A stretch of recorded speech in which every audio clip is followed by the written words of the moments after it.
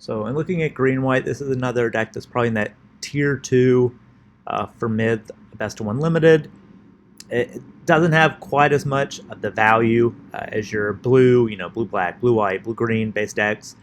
So you're hoping to have still some tempo where you're setting down reasonable threats as early as turn 1. Ideally, like a Lunar Arc Veteran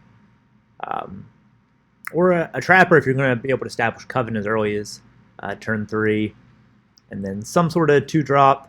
Because it's very curve and tempo oriented, you are looking at hopefully having 5 or 6 2-drops and then including your 1-drops, a few of those as well. It's just a little more uncommon driven, where you're seeing probably your best uncommon in the deck is Darnheart Mentor. It helps those predominantly ground creatures get pumped up, get trampled to get through. Or a Hail and Tamer to pump creatures up and give your wolves, werewolves trample as well if you do get it tonight in a key turn for attack. Or Dual Craft Trainer, probably your top white uncommon in this deck. Again, giving double strike, if you can do that with something that gets trample, that can finish the opponent in pretty quick order. Because you are looking to be aggressive and set up an attack on turn 3, even if you have to attack for 0 into an empty board to get your search party captured online, that's reasonable to do. So that's a useful card because you're not getting as much card advantage, as much value, so things that do draw cards are going to be useful. And then we do have Silversmith, which can help make some of your creatures continue to attack once they may be outclassed a little bit.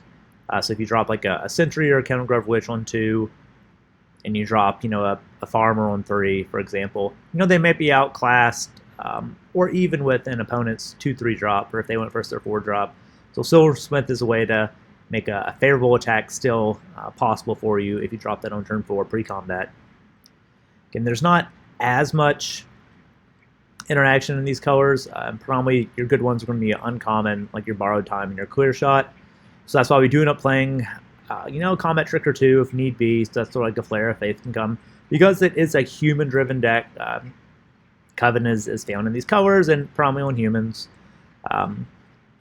You may be able to proc the +3/+3 and Indestructible on the creature that you're using.